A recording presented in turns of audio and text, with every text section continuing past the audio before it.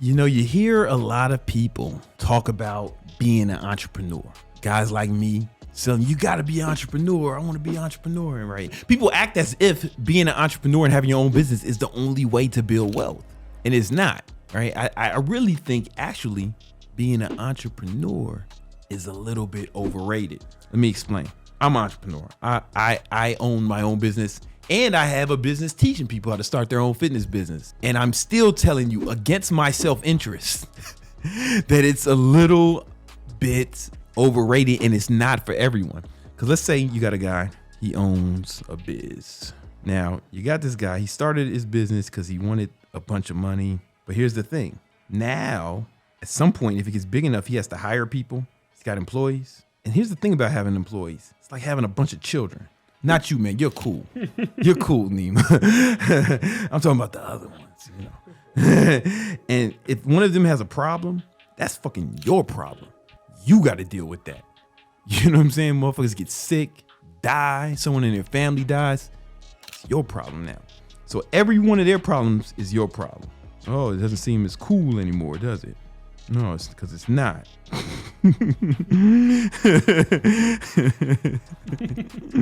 And then all the customers, it's cool if they have a problem, and the customer's not always right, man. So a lot of times the customer's a dumbass. They start bitching and moaning. That's your problem. These motherfuckers are gonna go, the employees, they're gonna go home and not think about this shit. You gotta think about it all the time. Oh yeah. Oh, it's not as cool anymore, is it? Oh, you have all the overhead. Like you have to pay for shit. Like you have to pay for shit. Like all the expenses. Like you think the money's just gonna come to you, but really you're gonna have to put money out, right? It costs to be the boss. This is what it costs to be the boss. You gotta pay to play. So there was years early on in my entrepreneur journey where, you know, I wasn't as smart or as good with money as I am now. And there were years where like I had to pay for everything, pay overhead, and I didn't pay myself, but I did pay the employees. Like no matter what's happening, these people are going to eat. You still got to pay them. Just because the business is not profitable, you still got to pay them. You know what it's like to have a business and you're working harder than everyone and you have to pay them and you don't get paid? You know, that's like, it's a mind fuck. However, there's an upside too. I'm not saying it's all bad, but you also have like risk. Like you have to take all the risk. I don't know how to draw risk, so I'm just, you're just holding it. The employees, the customers, they don't take any of the risks. However, the potential to make money is higher. But at the same time, 80% of businesses fail. So when I talk about risk, that's what I'm talking about. You're taking all the risks. The employees can just go get another job. No big deal. Would you buy a car? Let's say there was a brand of cars. I don't want to get sued by a car company. Let's call them Pre-Shon. Let's say it's a brand of car called Pre-Shons, but 80% of them exploded spontaneously on the road. Would you buy that? Right? Would you buy any product that had an 80% failure rate? But that is entrepreneurship. 80% failure rate. But no risk it, no biscuit, right? However, let's say you got a job. You got a jobby job. So my boy Brian, y'all know white boy Brian. That's his name, right? That's his name. It's racist. No. That's his name. That's what everyone calls him, white boy Brian. I didn't give it to him, I don't think. Brian, he just works here. It's not his business. He don't take none of the risks.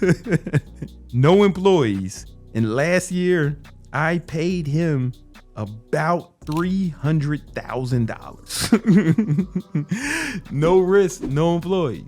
And he still has like his little side hustles, right? He still has mad investments. He is the cheapest person I ever met in life. Like he's making like $300,000 a year, and his rent, like he's still living in the hood on purpose. And he takes all that money and stacks it in his investments. So over the last few years, he's been putting like 80-90% of his money in investments. The last 2 years, he made more money from his investments than he even did from his job paying $300K a year. Motherfucker's like a millionaire just working a job. Now it's a high paying job at a fantastic company with an amazing boss, right? Incredible. I'm just saying, like, if you can get something like this, if you can get a high paying job and then you invest your money in investments, you know, like, bro, He doesn't have to take none of the risk, none of the headache. He doesn't have to deal with any employees. He doesn't deal with any customers. Once he does sales for us, he's head of the sales team. Once he makes the sale, it's over. He doesn't have to fucking talk to these people ever again. Unless he does because he cares and shit, right? The coaches handle that. Like we have to handle that, right? As a business owner, you have to worry about the marketing of the product or service, sales of the product or service, and fulfillment. You have to worry about every part of the business. An employee just has to worry about his part of the business, right? So I think it's not for everyone. And not everybody has the risk tolerance, right? I don't want to understate how big of a deal this is. This shit is not for everybody, right? And I'm not saying it's not for Brian. Like, he's definitely got the temperament to do it. It's just, he's in a real good position. You know what I'm saying? So it's cool. And he's got an amazing boss, just amazing boss, incredible. Right? Not everybody can stomach this or this. Like those years that I didn't pay myself, but I paid the staff. I don't think everyone can do that. Because here's the thing about leadership. Think about when you see birds and they fly in that V formation. Why do they do that? Because it's more aerodynamic. The bird in the front, the leader, when they go down his path, it's more aerodynamic and it's easier for the birds that follow him, right? But the leader is doing all of those fucking hard work, right? So when people think, yo, I'm gonna be a boss, I'm a motherfucking boss, like Rick Ross shit, they got it wrong. The truth is, you work for them. You work for the people you lead.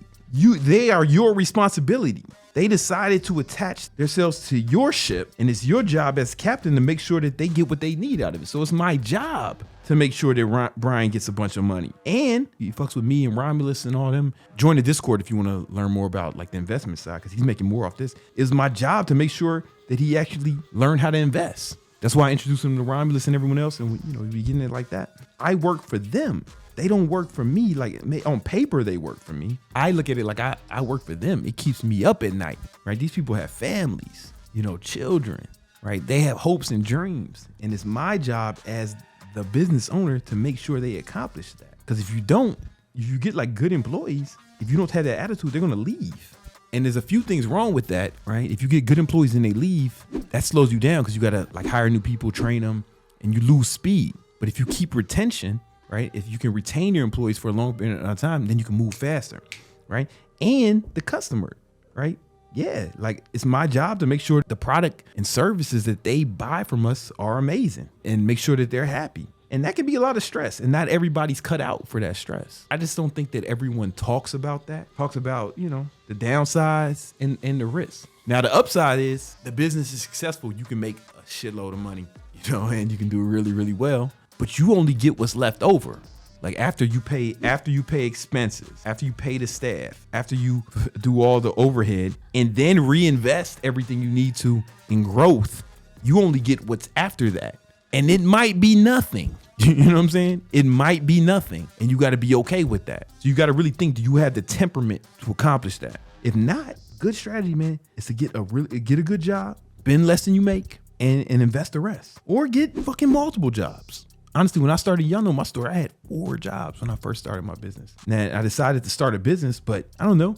If I knew what I know now, maybe I would just invest that money, back then. I don't know. I'm not sure. I do enjoy what I do. But you could just get a job, get good at it, or get multiple jobs, spend less than you make, and invest the difference. Pretty much guaranteed to do well over, a decade or 2. And it's a very low risk strategy. This is a way higher risk strategy, but the potential rewards are higher. Not everybody has this kind of temperament. I don't want you to think that you have to be an entrepreneur to make money or to be a millionaire, right? I know millionaires who just have a job.